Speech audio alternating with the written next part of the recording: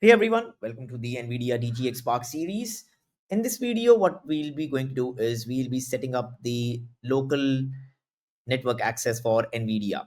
So what this means is I will be able to access NVIDIA device from my laptop. So if my primary work is another system such as this, my Mac, and I want to use DGX Spark, so this playbook kind of helps with that.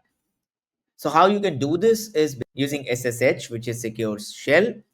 So secure shell SSH is basically having a remote terminal to your DGX Spark where you can run commands, transfer data, and access apps like Jupyter Web UI interface dashboards.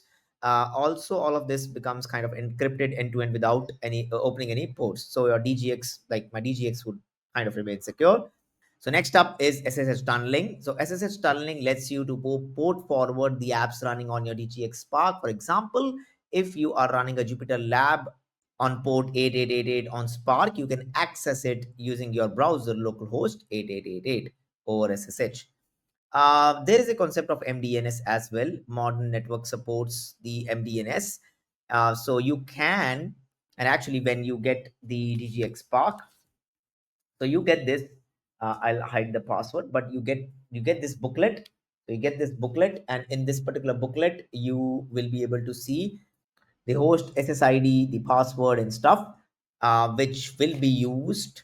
I believe so. Which will be used when we'll be looking up. So Spark abcd dot local, or in my case it is Spark 5385 dot local, should be something I should be able to dig up rather than the IPs. I mean, we need to see if that works or not because this is the first time that we are doing.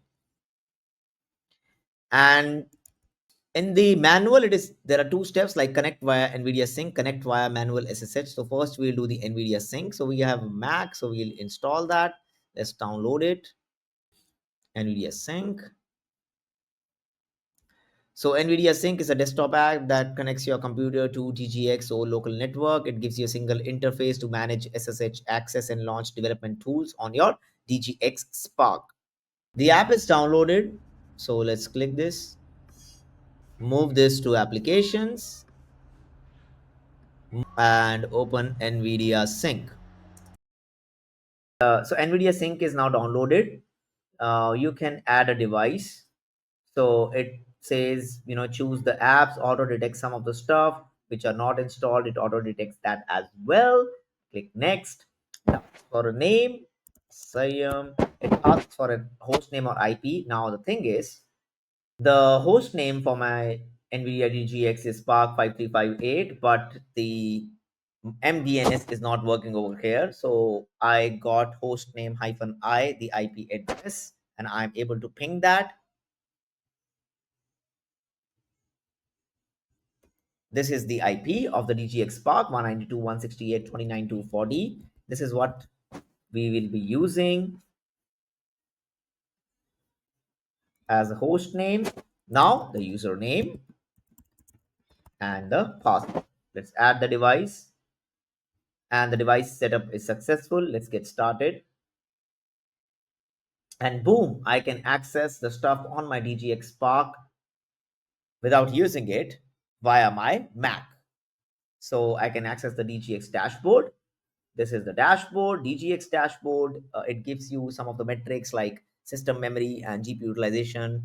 And actually, there is an update available. So I'll update that as well. But you can also start a Jupyter Lab notebook from the DGX dashboard itself. Cool. So now what else we can do? We can access cursor, VS Code. Let's access terminal. All right. So it gives me access to the terminal. Very good. Now this is cool. I'm able to access my NVIDIA DGX Spark from my Mac. A very simple short video on how to access and set up the LAN for local area network access for my DGX Spark so that I can access it for my MacBook and I don't have to, always reconnect all the devices like my keyboard and the mouse and hook it up to my monitor and DGX Spark. Now it sits on and I should be able to keep working on my Mac itself. Do join me on my DGX Spark journey. Let me know what you want me to try out, and I'll prioritize that. Thank you so much for watching. Make sure to subscribe to the channel.